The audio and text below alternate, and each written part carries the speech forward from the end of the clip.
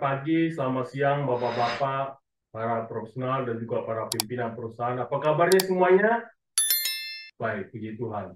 Baiklah, sebelum kita mendengarkan firman Tuhan, marilah kita berdoa. Ya Tuhan Bapa, kembali lagi kami mengucapkan syukur kepadamu Tuhan, karena Engkau telah beserta dengan kami hingga saat ini.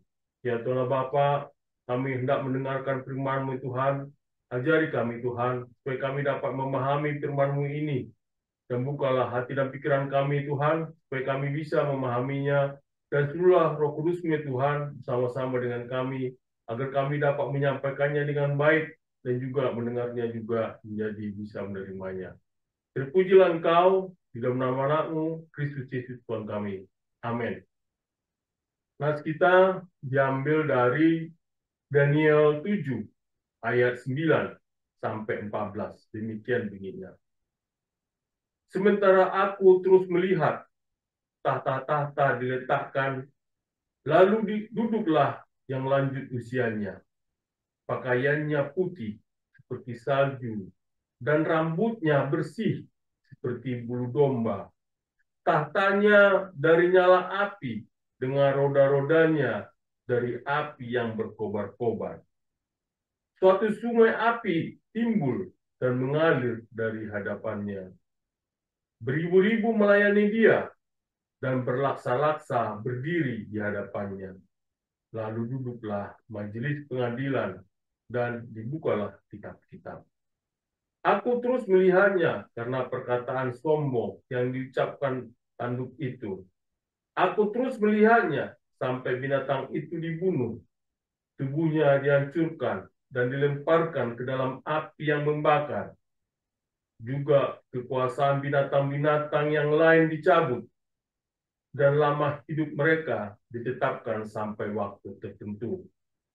Aku terus melihat dalam penglihatan malam itu, tampak datang dengan awan-awan dari langit seorang seperti anak manusia. Ia datang kepada yang lanjut usianya itu dan dibawa ke hadapannya. Kepadanya diberikan kekuasaan dan kemuliaan, serta kedudukan sebagai raja. Maka orang-orang dari segala bangsa, suku bangsa, dan bahasa mengabdi kepadanya. Kekuasaannya, kekuasaan yang kekal, yang tidak akan lenyap, dan kerajaannya, kerajaan yang tidak akan musnah. Demikianlah firman Tuhan, berbahagialah mendengarnya dan memeliharanya. Amin. Saudara-saudara yang kekasih dalam nama Tuhan Yesus, setelah Bapak-Bapak membaca nas ini adalah buatan dari seorang Daniel. Nah, saya mau ngambil topik di sini adalah mengenai tentang kepemimpinan visioner, yaitu bagaimana kita belajar dari tahta sorga. Nah, kita belajar dari Daniel 7, dari ayat 9 sampai 14 ini. Apakah bapak-bapak dan ibu, para profesional dan pimpinan perusahaan juga selalu mengandalkan Tuhan dan selalu menerapkan kepemimpinan visioner dan juga belajar dari tahta surga? Dan yang terkasih dalam nama Tuhan Yesus, untuk kita bisa memahami firman ini dengan baik, bagaimana saya nanti akan memberikan contoh, dan contoh yang mungkin hal ini bisa menggambarkan seorang kepemimpinan yang visioner, yaitu adalah yang visioner yang terinspirasi oleh nilai-nilai Kristen, terutama dalam hal keadilan, kasih, dan pelayanan kepada masyarakat. Dan ia memang tokoh ini adalah lebih menonjolkan inklusivitas dan nilai-nilai universal dan selaras dengan prinsip-prinsip iman Kristen. Tanpa secara eksplisit menonjolkan dasar teologis dalam pemimpinannya, itu adalah bapak-bapak personalnya, yaitu mantan Presiden Amerika Serikat yang bernama Barack Obama. Nah, Barack Obama di sini juga kita pelajari dia menunjukkan visi kepemimpinan yang mengutamakan keadilan. Meskipun dihadapkan pada berbagai tantangan politik dan sosial. Juga dalam kebijakan domestik maupun internasional, ia sering berusaha mencari solusi damai yang mencerminkan pendekatan yang penuh hikmat. Dan kita bisa juga belajar dari Barack Obama, itu gaya kepemimpinannya yang berusaha menggabungkan keberagaman dan menjembatani perbedaan, yaitu mencerminkan prinsip-prinsip kepemimpinan visioner yang digambarkan dalam Daniel 7 ayat 14, di mana semua bangsa dan bahasa tunduk kepada pemerintahan yang adil. Nah, saudara-saudara yang terkasih dalam nama Tuhan Yesus, kita bisa pelajari latar belakang seorang Barack Obama. Barack Obama lahir dengan nama lengkapnya adalah Barack Hussein Obama kedua. Dia lahir tanggal 4 Agustus 1961, yaitu lahir di Honolulu, Hawaii, Amerika Serikat. Nah, Barack Obama ini lahir dari pasangan lintas budaya. Ayahnya, Barack Obama Senior, adalah seorang mahasiswa asal Kenya yang belajar di Hawaii. Sementara ibunya, Endun Han, adalah seorang antropolog asal Kansas, Amerika Serikat. Nah, orang tuanya kemudian bercerai ketika Obama masih kecil. Ayahnya kembali ke Kenya. Sementara Obama dibesarkan oleh ibunya dan kakek neneknya dari pihak ibu di Hawaii. Nah, pada usia 6 tahun, Obama pindah ke Indonesia bersama ibunya dan ayah tirinya, yaitu Lolo Sutoro. Nah, ia bersekolah di Jakarta selama beberapa tahun, di mana ia mengalami kehidupan yang jauh berbeda dari Amerika. Pada masa kecilnya yang multikultural, itu bisa membentuk pandangan global Obama, memberinya pemahaman mendalam tentang perbedaan budaya dan juga tantangan hidup di berbagai latar belakang sosial. Nah, Obama mengidentifikasi diri sebagai seorang Kristen. Ia memeluk iman Kristen sebagai seorang dewasa muda, meskipun ia memiliki latar belakang yang terpapar pada berbagai agama. Kehidupan spiritualnya menjadi bagian penting dari perjalanan pribadi dan pandangan hidupnya.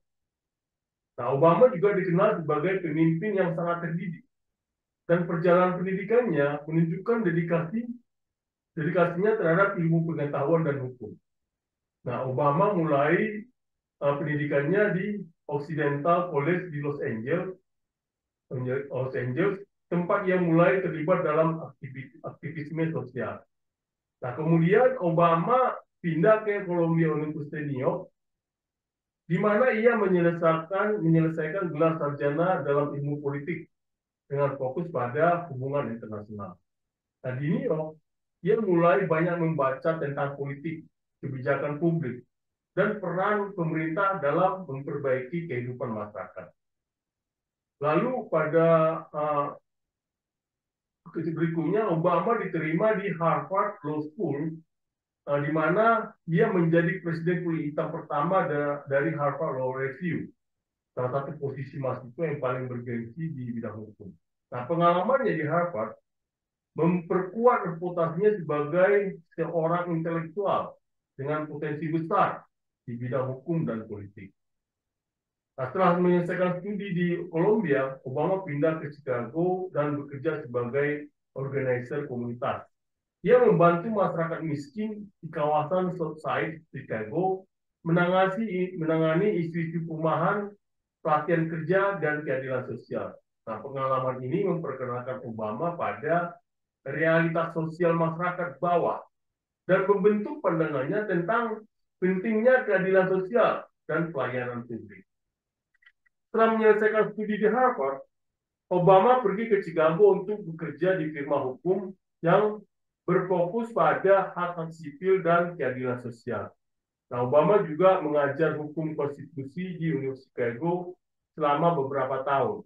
Sebagai dosen, ia dikenal karena pendekatannya yang mendalam dan relevan dalam membahas prinsip-prinsip demokrasi. Nah, Obama juga menjabat sebagai senator negara bagian Illinois, di mana ia memfokuskan perhatian pada reformasi kesehatan, pendidikan, dan reformasi etika pemerintah. Etika pemerintahan, ia dikenal sebagai legislator yang pragmatis dan fokus pada membangun konsensus. Nah, pada tahun 2004, Obama terpilih sebagai senator Amerika. Ia mendapat perhatian nasional setelah memberikan pidato yang kuat di Konvensi Nasional Partai Demokrat tahun 2004, di mana ia berbicara tentang harapan dan persatuan. Lalu pada kemudian Barack Obama menjadi Presiden Amerika ke-44 dan dia meninggalkan jejak besar dalam sejarah politik dunia.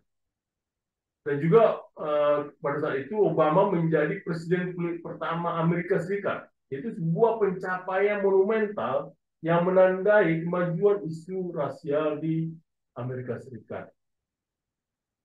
Ada beberapa kebijakan yang dia sangat terkenal, yaitu adalah mengenai reformasi kesehatan atau Affordable Care Act, kemudian ekonomi, perubahan sosial, dan sementara kebijakan luar negerinya yang terkenal adalah diplomasi multilateral, perjanjian Paris tentang perubahan iklim, dan juga penghargaan Nobel Perdamaian tahun 2009. Nah, setelah menjadi seorang presiden, setelah meninggalkan Gedung Putih, Obama tetap aktif melalui Obama Foundation, sebuah organisasi yang berfokus pada mendorong kepemimpinan pemuda, memperkuat pembangunan komunitas, dan juga memajukan dialog tentang isu-isu global seperti perubahan iklim dan keadilan sosial. Nah, Obama dikenal karena kemampuannya menyatukan orang-orang dari berbagai latar belakang. Nah, pesannya tentang harapan dan perubahan menginspirasi jutaan orang di seluruh dunia. Nah, kepemimpinan Obama mencerminkan nilai-nilai Kristen seperti belas kasih, keadilan, dan pengampunan. Tapi ia juga mengedepankan prinsip-prinsip universal yang inklusif. Obama adalah pembicara ulung yang mampu menyampaikan pesan-pesan kompleks dengan cara yang sederhana dan inspiratif. Lalu bagaimana kita mempelajari beberapa ajaran dari Barack Obama yang kita bisa pelajari dari kepemimpinannya? Pertama adalah harapan sebagai fondasi kepemimpinan. Nah, ini prinsip ini di mana Obama sering berbicara tentang pentingnya hope atau harapan sebagai kekuatan yang mendasari perubahan. Dalam pidatonya selama kampanye Presiden 2008, ia menekankan bahwa harapan adalah penggerak bagi masyarakat untuk mengatasi tantangan terbesar. Nah, sebagai seorang pemimpin, pesannya adalah dia harus menawarkan visi yang menginspirasi, memberikan rakyat alasan untuk percaya pada masa depan yang lebih baik. Harapan bukanlah si pasif, melainkan panggilan yang bertindak. Dia berkata, the audacity of hope is not blind optimism. It's the belief that things can change when we work for it. Dan sini harapan menjadi alat kepemimpinan untuk memotivasi baik di dunia politik maupun dalam organisasi, bahkan ketika keadaan tanpa sulit. Nah, hal kedua yang kita pelajari adalah kepemimpinan yang melayani, yaitu servant leadership, yaitu di mana bahwa Obama percaya bahwa pemimpin harus bertindak sebagai pelayan bagi masyarakat, bukan sebagai penguasa. Nah, dalam berbagai pidato, ia menekankan pentingnya mendengarkan rakyat, memahami kebutuhan mereka, dan bertindak untuk kepentingan bersama. Nah, di sini kita mempelajari bagaimana seorang pemimpin tidak hanya memberikan perintah, tapi juga menginspirasi melalui keteladanan dan pelayanan. Ia berkata demikian. If you are walking down the right, if you are walking down the right path and you are willing to keep walking, eventually you will make progress. Ini menunjukkan bahwa dedikasi pada pelayanan yang berkelanjutan akan membuahkan hasil. Nah, di sini pendekatan ini tentu sangat relevan dalam kepemimpinan modern yang menuntut pemimpin mendukung tim dan masyarakatnya. Nah, yang ketiga yang kita pelajari adalah pentingnya inklusivitas. Di sini kita pelajari bahwa Obama menekankan bahwa seorang pemimpin harus menciptakan ruang di mana semua orang merasa dilibatkan, terlepas dari ras, agama, atau latar belakang sosial. Nah, sebagai seorang pemimpin, kita pelajari di sini bahwa kepemimpinan yang inklusif adalah tentang memperjuangkan kesetaraan dan keberagaman, sehingga semua orang memiliki kesempatan untuk berkembang. Salah satu kutipan terkenalnya adalah our individual salvation depends on collective salvation. Artinya, kemajuan pribadi seseorang tidak akan berarti tanpa kemajuan bersama. Nah, di sini kita belajar bahwa dalam konteks global yang semakin plural, inklusivitas adalah inti dari kepemimpinan yang sukses, baik dalam politik maupun bisnis. Nah, prinsip keempat adalah kepemimpinan berbasis empati. Nah, kita di sini belajar bagaimana Obama percaya bahwa pemimpin yang efektif harus memiliki empati. Ia sering berbicara tentang pentingnya memahami tantangan yang dihadapi orang lain dan menggunakan empati sebagai dasar pengambilan keputusan. Nah, kita pelajari ini adalah prinsip ini bagaimana empati memungkinkan seorang pemimpin untuk mendengarkan, belajar, dan bertindak dengan keadilan. Nah, dia berkata demikian. I think we should talk more about empathy. It's at the heart of morality. Nah, menurut Obama, empati adalah kunci untuk memimpin dengan moralitas dan belas kasih. Nah, sebagai seorang pemimpin di dalam dunia yang kompleks tentu memerlukan empati untuk menjembatani perbedaan dan membangun hubungan yang bermakna. Nah, yang kelima, pentingnya pendidikan dalam kepemimpinan. Di sini kita pelajari bagaimana Obama menekankan bahwa pendidikan adalah fondasi untuk menciptakan pemimpin masa depan. Ia percaya bahwa pendidikan tidak hanya untuk pengetahuan, tetapi juga untuk menciptakan kesadaran akan tanggung jawab sosial. Nah, seorang pemimpin harus mendukung dan memprioritaskan pendidikan untuk memberdayakan generasi berikutnya. Dalam pidatonya, ia berkata demikian. The future rewards those who press on. I don't have time to feel sorry for myself. I don't have time to complain. I'm going to press on. Pendidikan adalah alat untuk menghadapi tantangan tanpa menyerah. Itu di sini bahwa pendidikan sebagai prioritas utama, yaitu adalah kunci untuk membangun di mana pemimpin harus siap menghadapi perubahan zaman.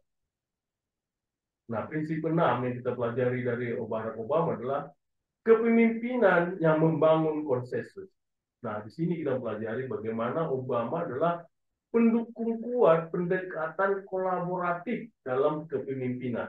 Ia percaya bahwa membangun konsensus meskipun sulit adalah cara terbaik untuk memastikan keberlanjutan kebijakan.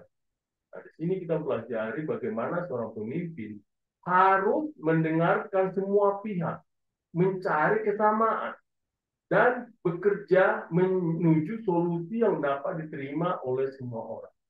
Nah, ia berkata demikian. Chance will not come if you wait for some other person or some other time. We are the ones we have been waiting for. Nah, ini menunjukkan pentingnya kolaborasi dalam menciptakan perubahan.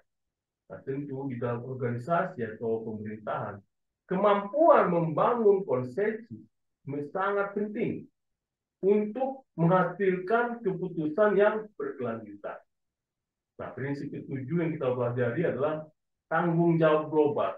Nah, di sini kita pelajari juga bagaimana Obama melihat kepemimpinan sebagai tanggung jawab global. Dia percaya bahwa dunia saling terkait dan pemimpin harus mempertimbangkan dampak keputusan mereka terhadap komunitas global. Nah, kita di sini mempelajari bagaimana bahwa kepemimpinan tidak hanya berfokus pada keuntungan nasional atau pribadi, tapi juga harus berkontribusi pada perdamaian dan keberlanjutan global. Ketika ia menerima Nobel Perdamaian, dia berpidato dan dia menyatakan demikian. To say that force is sometimes necessary is not a call to cynicism. It's a recognition of history, the imperfections of man, and the limits of reason. Ini menyoroti pendekatannya terhadap diplomasi yang realistis namun bermoral. Nah, kita belajar di sini bahwa dalam dunia yang semakin global, tanggung jawab lintas negara adalah prinsip utama bagi pemimpin yang visioner. Nah, hal ke-8 yang kita pelajari juga dari Barack Obama adalah kepemimpinan yang berorientasi pada tindakan. Nah, di sini kita pelajari bagaimana Obama sering menekankan bahwa kepemimpinan bukan hanya tentang berbicara, tetapi juga bertindak. Ia mendorong orang untuk mengambil tanggung jawab pribadi untuk menciptakan perubahan. Nah, kita belajar di sini bagaimana bahwa seorang pemimpin harus bertindak dengan integritas dan bertanggung jawab atas keputusan mereka. Dia pernah berkata demikian, "The best way to not feel hopeless is to get up and do something." Aksi nyata adalah kunci untuk mencapai hasil yang nyata. Di mana bahwa kita melihat bahwa dalam situasi yang kompleks, seorang pemimpin harus memberikan contoh melalui tindakan nyata, bukan hanya retorika. Saudara-saudara yang terkasih dalam nama Tuhan Yesus, setelah kita mendengarkan bagaimana prinsip-prinsip yang dipelajari dari seorang Barack Obama, dan dia juga beberapa kali mengutip ayat Alkitab yang dia kutip, dan juga dalam konteks kepemimpinannya. Dia mengutip di Mazmur 46 ayat 2, mengatakan demikian. Allah itu bagi kita tempat perlindungan dan kekuatan, sebagai penolong dalam kesesakan sangat terbukti. Nah, ini di mana Obama mengutip ayat ini dalam pidatonya pada kebaktian doa di Washington National Cathedral setelah tragedi 11 September 2001. Nah, ayat ini digunakan untuk memberikan penghiburan dan mengingatkan bangsa Amerika bahwa dalam masa-masa krisis mereka harus menemukan kekuatan dalam iman kepada Tuhan. Nah, Obama sering mengedepankan bahwa pemimpin harus menjadi sumber harapan dan perlindungan bagi rakyatnya. Yaitu mencerminkan di ayat kitab ini dalam tindakannya. Dia juga mengutip di Roma 5 ayat 3-5 mengatakan demikian. Dan bukan hanya itu saja. Kita malah bermegah juga dalam kesengsaraan kita. Karena kita tahu bahwa kesengsaraan itu menimbulkan ketekunan. Dan ketekunan menimbulkan tahan uji. Dan tahan uji menimbulkan pengharapan. Dan pengharapan tidak mengecewakan. Nah, Obama mengutip ayat ini dalam pidato inaugurasi keduanya pada tahun 2013. Yaitu berbicara tentang kekuatan ketahanan menghadapi tantangan nasional. Nah, ini mencerminkan semangat Obama dalam menghadapi tantangan, baik dalam reformasi domestik maupun diplomasi internasional. Dia mengajarkan bahwa meskipun ada kesulitan melalui ketekunan dan pengharapan, bangsa dapat mencapai tujuan besar. Dia juga mengutip di Mika 6 ayat 8, mengatakan demikian. Telah diberitahukan kepadamu, hai manusia, apa yang baik. Dan apakah yang dituntut Tuhan daripadamu, selain berlaku adil, mencintai kesetiaan, dan hidup dengan rendah hati di hadapan Allah. Nah, ini Obama sering mengutip ayat ini untuk menekankan pentingnya keadilan, belas kasih, dan kerendahan hati dalam kepemimpinan. Salah satu kutipan terkenal muncul dalam pidato di National Prayer Breakfast. Nah, di Mika 6 ayat 8 ini mencerminkan prinsip-prinsip inti kepemimpinan Obama, yaitu adalah keadilan sosial, pelayanan kepada sesama, dan kerendahan hati sebagai seorang pemimpin.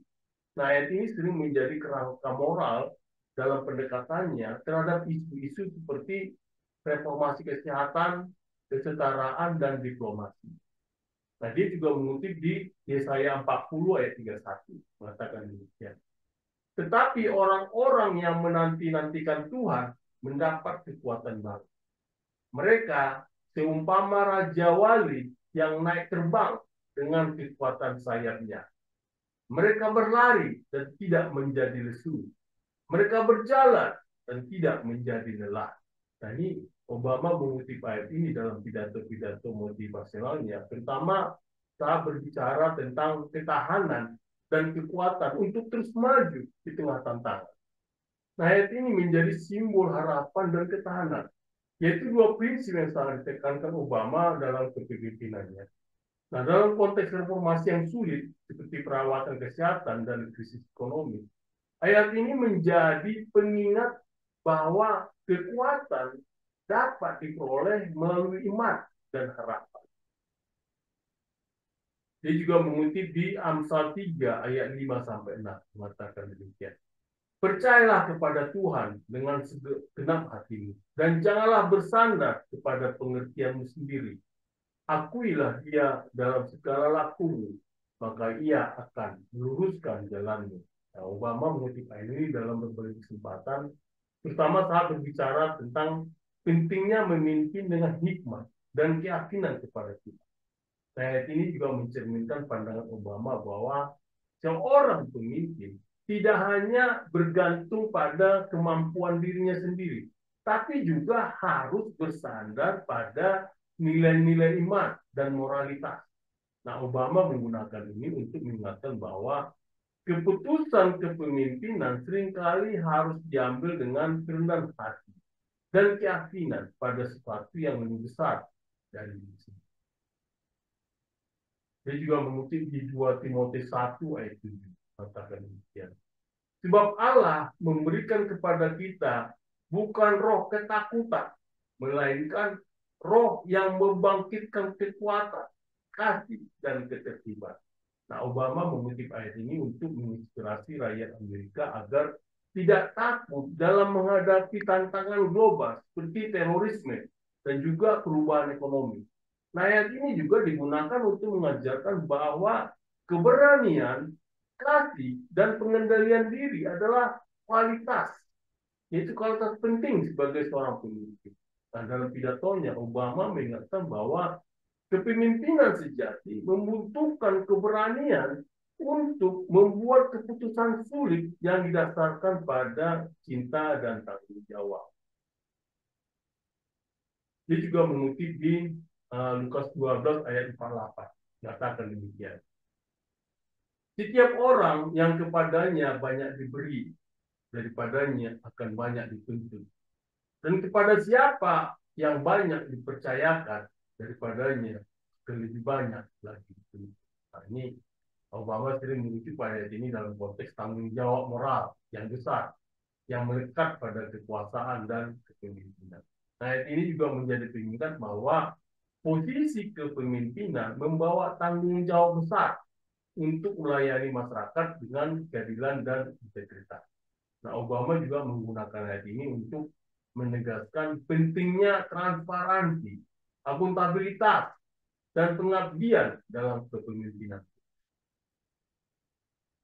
Saudara-saudara yang terkasih dalam nama Tuhan Yesus, setelah kita tadi mempelajari bagaimana seorang Barack Obama dalam kepemimpinannya, dan juga bagaimana dia mengutip beberapa ayat-ayat kitab yang menjadi pedoman dalam kepemimpinannya. Nah, kita sekarang coba melihat yang di Daniel 7 ayat 9-14.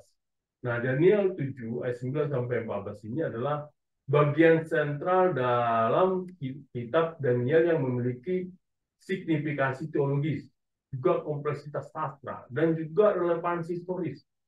Nah, bagian ini juga menggambarkan ruang pengadilan surgawi, di mana Allah yang disebut sebagai yang lanjut usianya duduk sebagai hakim dan anak manusia menerima kuasa kekal. Nah, ini kita mempelajari, coba kita menganalisis dalam berbagai hal, baik dari latar belakang, skema, struktur, dan juga bagaimana kita melihat dari penerapan praktisnya. Nah, dari latar belakang sejarah kita bisa pelajari bagaimana Kitab Daniel ditulis dalam konteks penguasaan asing atas umat Israel, yaitu mencakup periode pembuangan Babel, yaitu di abad ke-6 sebelum Masehi, dan era Helenistik, yaitu di abad ke-4 hingga abad ke-2 sebelum Masehi. Nah, meskipun dalam naratif ini mencerminkan latar belakang Babel dan Persia, visi apokaliptik dalam pasal 7 sampai 12 sering dikaitkan dengan abad ke-2 sebelum Masehi, khususnya masa pemberontakan Makabe melawan Raja Seleukid Antiochus IV Epiphanes.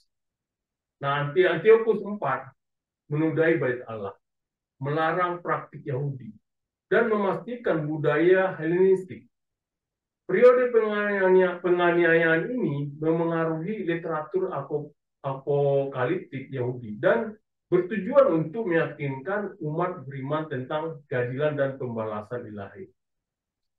Nah, ini juga kita pelajari bahwa seperti apa yang dijelaskan oleh seorang penulis, Carol Nilsson, bahwa visi apokaliptik seperti di Daniel 7 ini adalah respon teologis terhadap krisis iman, menekankan kendali ilahi atas sejarah dan kemenangan kerajaan Allah. Nah, di sini juga kita pelajari bahwa teks ini mencerminkan pandangan dunia Yahudi yang berakar pada monoteisme, teologi perjanjian, dan juga harapan eskatologis. Nah, dalam teks ini juga meminjam simbolisme dari ikonografi Timur Dekat kuno dan Helenistik, seperti takhta pengadilan surgawi dan penghakiman berapi-api untuk menyampaikan pesan-pesannya. Nah, kita juga pelajari simbol-simbol seperti binatang dan takhta. Nah, binatang dalam visi ini melambangkan kerajaan-kerajaan duniawi yang kacau.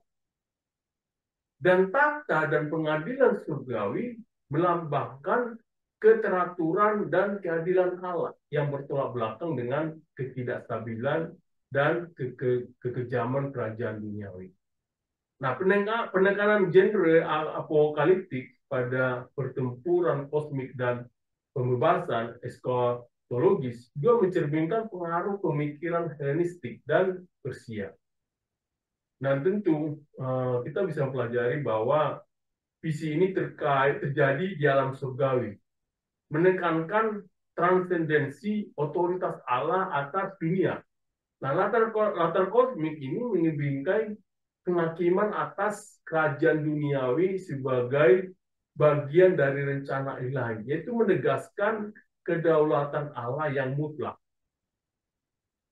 Nah, kita pelajari juga di sini bahwa ada beberapa tokoh yang kita kenal di sini, ada beberapa hal dari kita pelajari, yaitu satu adalah yang lanjut usianya, yaitu Ancient of Days. Nah, yang lanjut usianya adalah penggambaran Allah sebagai sosok yang kekal, bijaksana, dan prioritas. Sementara citra dan simbolisme yang lanjut usianya digambarkan dengan rambut putih, atau artinya kesucian dan kebijaksanaan, tahta berapi-api, atau penghakiman dan kuasa, dan buku-buku atau catatan ilahi tentang perbuatan manusia. Nah, Nilsson menjelaskan bahwa citra ini membangkitkan rasa hormat sekaligus keyakinan menunjukkan Allah sebagai hakim yang adil dan penyayang. Nah, yang lanjut usianya memimpin ruang pengadilan, yaitu memberikan penghakiman atas kerajaan-kerajaan yang diwakili oleh binatang. Nah, Ferrer menekankan bahwa penghakiman ini menegaskan kendali Allah atas sejarah dan perannya sebagai pelindung umat perjanjiannya. Nah, sementara tokoh anak manusia. Nah, anak manusia di sini adalah tokoh sentral yang penuh misteri dan signifikan. Nah, para sarjana seperti Niskanen maupun Sege menyoroti identitas ganda anak manusia sebagai tokoh mesianik individu dan simbol kolektif yang mewakili sisa umat Israel yang setia. Nah, anak manusia juga mendekati yang lanjut usianya menerima kuasa, kemuliaan, dan kerajaan. Yaitu peralihan otoritas. Peralihan otoritas ini menandai pendirian pemerintahan Allah yang kekal, yang bertolak belakang dengan pemerintahan duniawi yang bersifat sementara dan merusak. Sementara yang bukan binatang-binatang. Nah, binatang-binatang yang digambarkan sebelumnya dalam Daniel 7 mewakili kerajaan-kerajaan duniawi yang berturut-turut. Dikenal karena sifat mereka yang tidak manusiawi dan kacau. Kerajaan-kerajaan ini sering diidentifikasi dengan Babel, Media Persia, Yunani, dan Roma. Sementara dari visi penghakiman melambangkan kekekalan akhir dari rezim-rezim yang menindas dan pembenaran umat Allah. Nah, di sini juga kita pelajari tentang pengadilan surgawi. Nah, banyaknya pelayan atau beribu-ribu dan berlaksa-laksa mencerminkan keagungan dan keteraturan pengadilan Allah. Malu-malu surgawi ini menekankan cakupan universal dan kosmik dan dari penghakiman ilahi. Sementara bagaimana kita melihat dari pesan teologis dari Daniel 7 ayat 9 sampai 14 ini?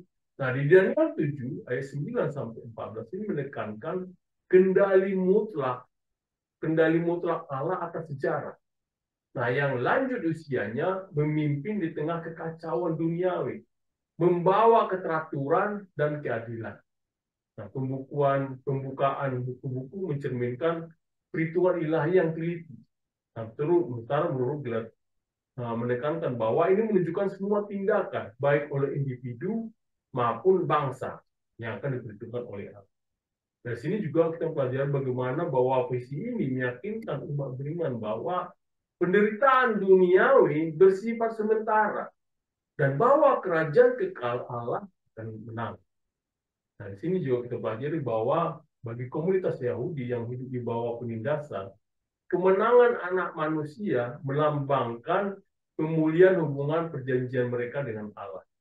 Nah, kata-kata kuasa, kemuliaan, dan kerajaan yang diberikan kepada anak manusia melampaui batas nasional, yaitu menegaskan cakupan universal pemerintahan Allah.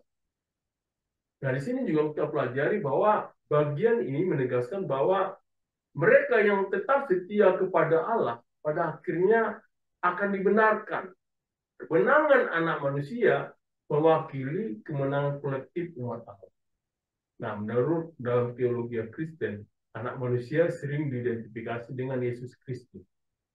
Kehidupan, kematian, kebangkitan, dan kenaikannya mencerminkan citra dalam Daniel 7 ayat 13 sampai 14, di mana anak manusia ditinggikan dan menerima otoritas kekal.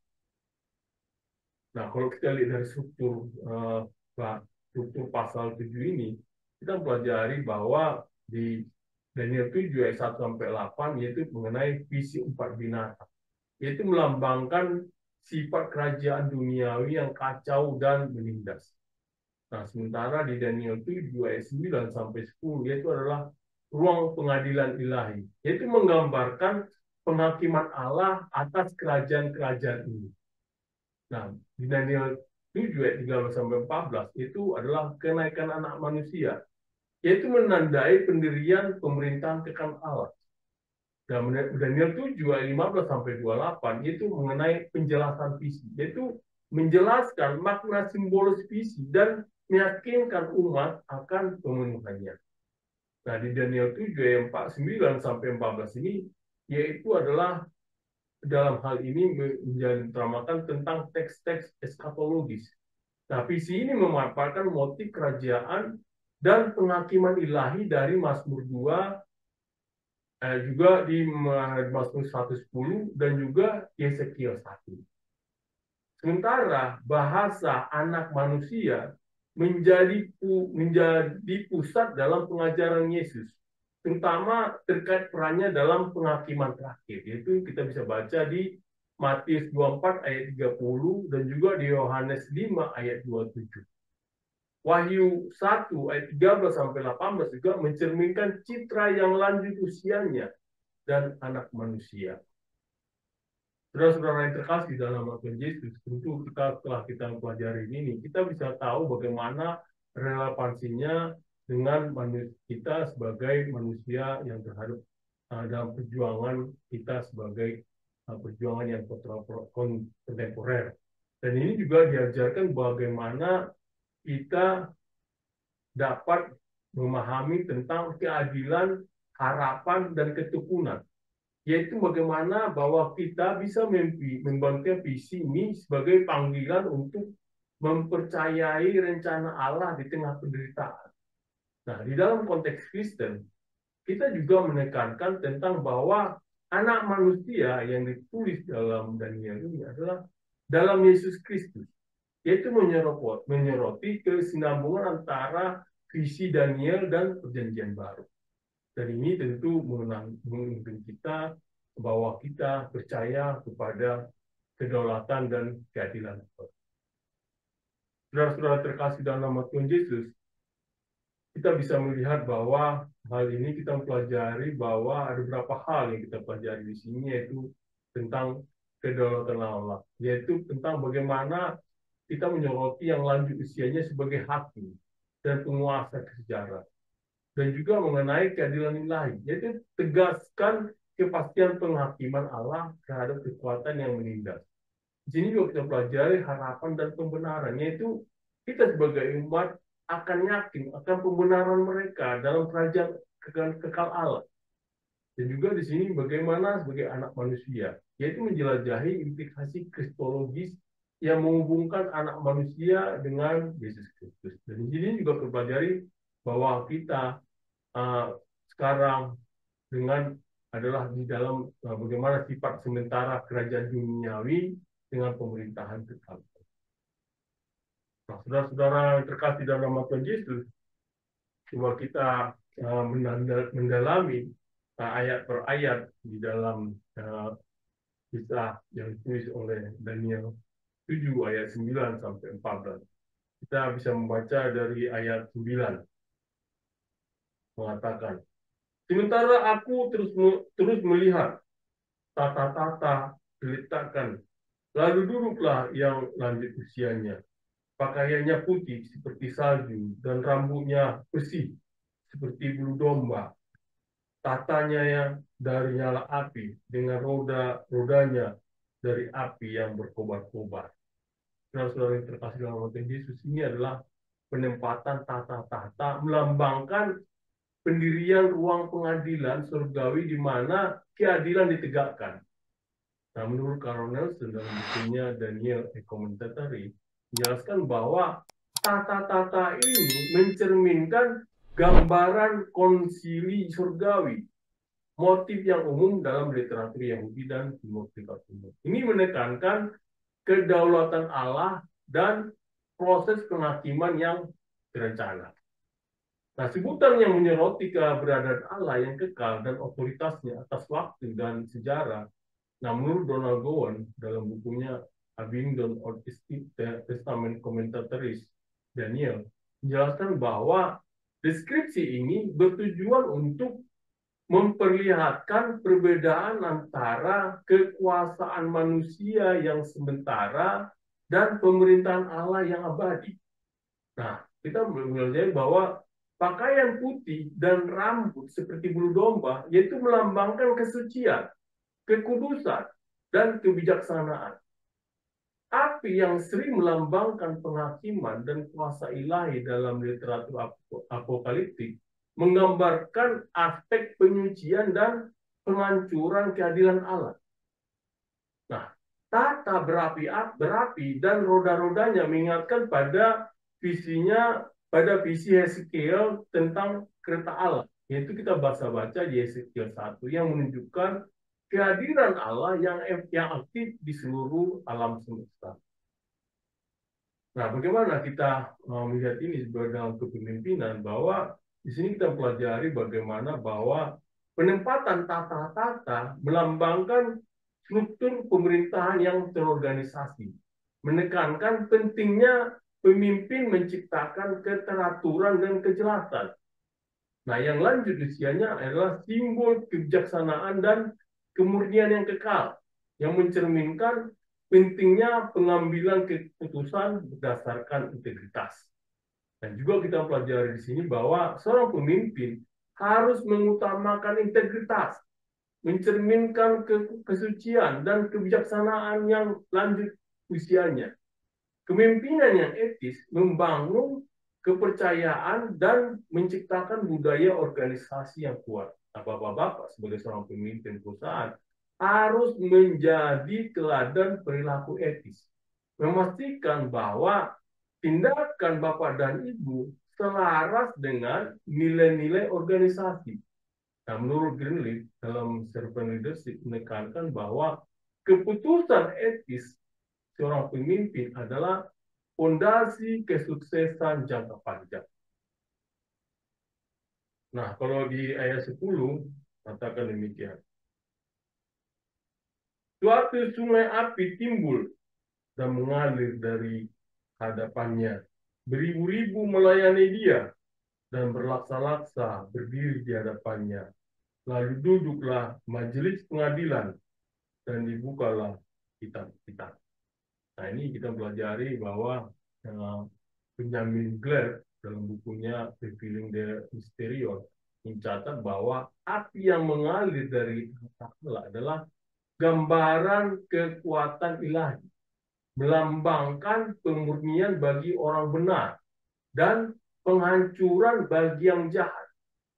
Ini menegaskan keadilan Allah yang betul. Menurut dari kata-kata beribu-ribu dan berlaksa-laksa. Di sini mencerminkan kemegahan pengadilan surgawi Allah. Nah, gambaran ini mengacu pada konsep keagungan ilahi dalam tradisi Timur Dekat kuno, di mana dewa-dewa sering digambarkan dikelilingi oleh pelayan-pelayan mereka. Menurut Holmes, dalam bukunya Of Courtiers and Kings, menghubungkan ini dengan harapan apokaliptik Yahudi tentang kehadiran makhluk surgawi dalam penghakiman Allah. Nah, kitab-kitab ini adalah catatan metaforis tentang perbuatan manusia, konsep yang merakar dalam pemikiran Yahudi tentang pertanggungjawaban ilahi.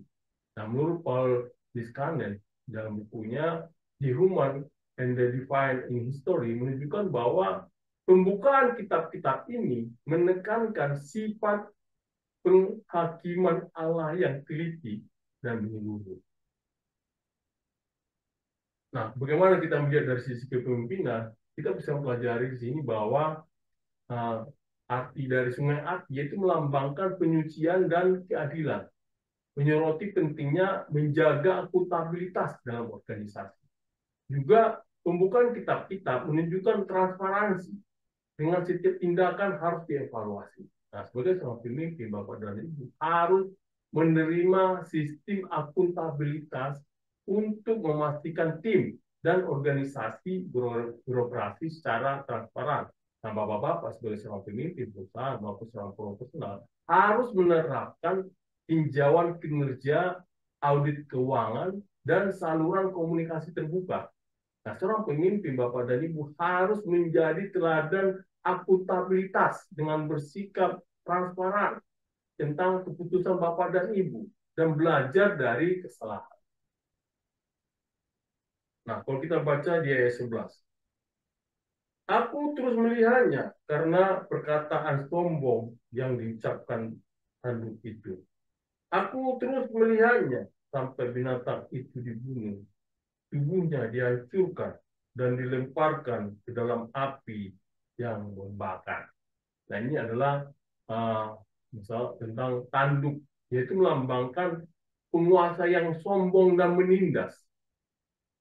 Khususnya Antiochus IV Epiphanes dalam konteks historis Daniel. Nah, di Tomaso dalam bukunya Book of Daniel and Apocryphal Daniel Literature menyoroti bahwa kata-kata besar tanduk ini mewakili pemberontakan melawan Allah.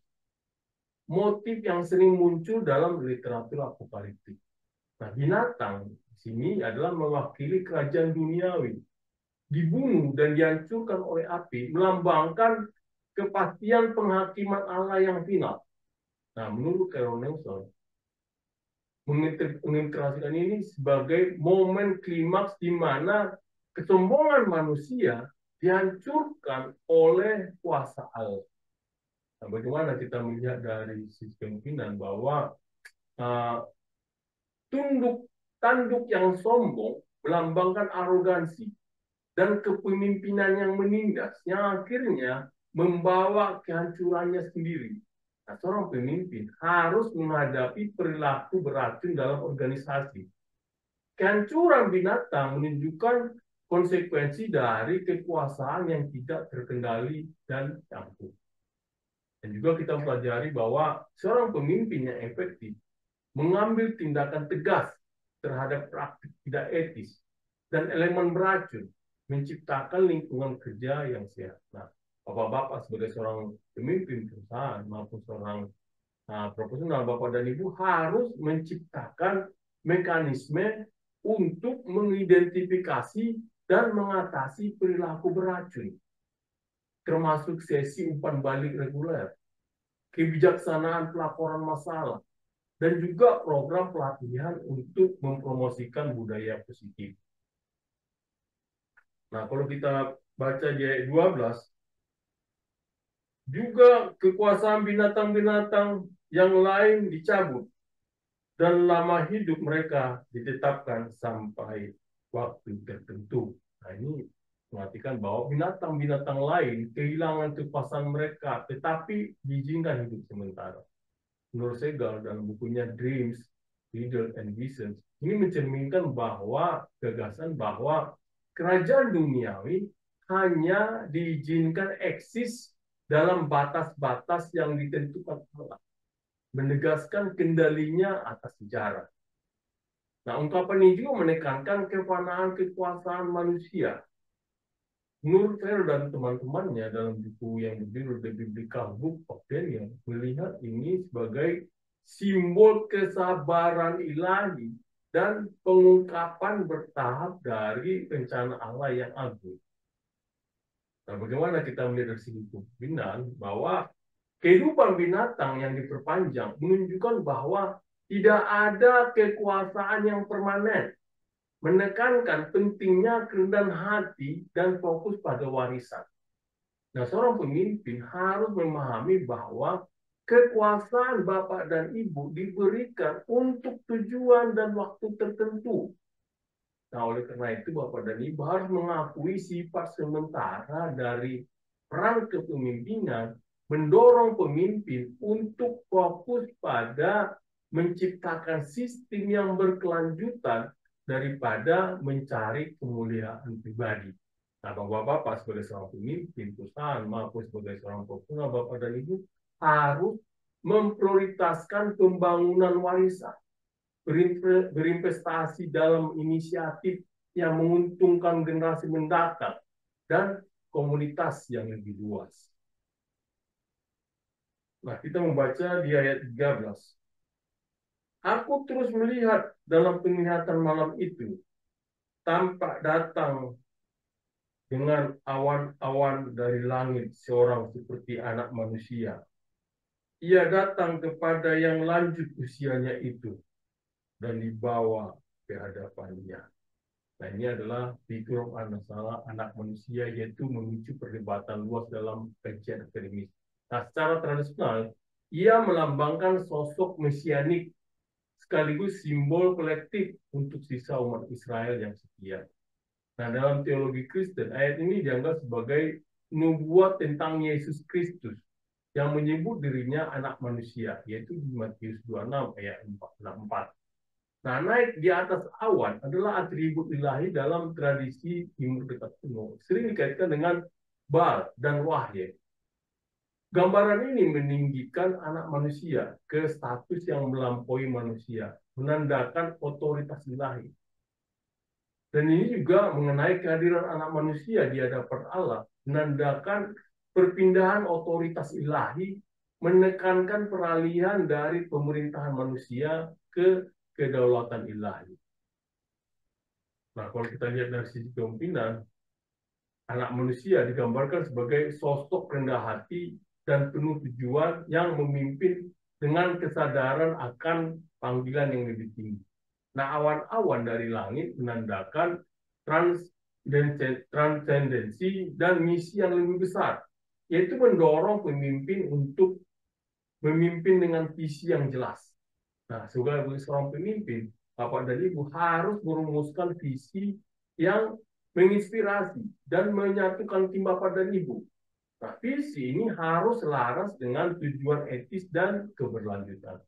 Nah, sebagai seorang pemimpin perusahaan maupun seorang profesional, Bapak dan Ibu harus mengintegrasikan tujuan dalam strategi organisasi Bapak dan Ibu. Memastikan keselarasan dengan kebutuhan pemangku kepentingan dan dampak sosial yang lebih besar. Nah, di ayat 14 katakan demikian. Kepadanya diberikan kekuasaan dan kemuliaan, serta kedudukan sebagai raja. Maka orang-orang dari segala bangsa, suku bangsa, dan bahasa mengabdi kepadanya. Kekuasaannya, kekuasaan yang kekal, yang tidak akan lenyap. Dan kerajaannya, kerajaan yang tidak akan musnah. Nah, ini adalah mengenai anak manusia menerima kekuasaan atas semua bangsa dan bahasa. Menurut Niskanen menekankan bahwa cakupan universal ini bertolak belakang dengan kekuasaan kerajaan duniawi yang terbatas. Nah, kekekalan kekuasaan ini memperkuat perbedaan dengan kefanaan binatang. Nur Ferrer dan teman-teman mencatat bahwa gambaran ini meyakinkan komunitas Yahudi yang teraniaya tentang kemenangan Allah atas penindasan mereka. Nah, di dalam interpretasi Kristen, ayat ini dipahami sebagai nubuat tentang pemerintahan kekal Kristus. Menurut Moyse, di Old Testament in the Book of Revelation, menghubungkan ayat ini dengan bagian perjanjian baru seperti di Wahyu 11 ayat 15, yang menyatakan bahwa kerajaan Kristus kekal selamanya. Nah, bagaimana kita melihat dari sisi kepemimpinan, bahwa kekuasaan kekal anak manusia menekankan pentingnya menciptakan kepemimpinan yang meninggalkan dampak positif yang bertahan lama. Nah, cakupan global dari kekuasaan ini mengingatkan pemimpin untuk memikirkan di luar kepentingan lokal atau langsung, merangkul keberagaman dan inklusivitas. Nah, sebagai seorang pemimpin, Bapak dan Ibu harus menciptakan sistem dan organisasi yang inklusif, berkelanjutan, dan berpikir global. Nah, Bapak sebagai seorang profesional, Bapak seorang pemimpin perusahaan, Bapak dan Ibu harus menjadi pendukung inisiatif keberagaman, kesetaraan, dan inklusi. Dan inklusi sambil mendorong inovasi yang menangani tentang global. Saudara-saudara yang terkasih dalam nama Tuhan Yesus, apa sih yang prinsip-prinsip yang kita pelajari tadi setelah kita membaca tadi? Di Daniel 7 ayat 9 sampai 14 ada 7 hal yang kita pelajari prinsip kepemimpinan. Yang pertama adalah kepemimpinan etis, yaitu dasarkan keputusan pada integritas dan kejelasan moral. Yang kedua, akuntabilitas, yaitu bangun sistem transparansi tempat tindakan dievaluasi dan pelajaran diambil. Yang ketiga, kepemimpinan visioner.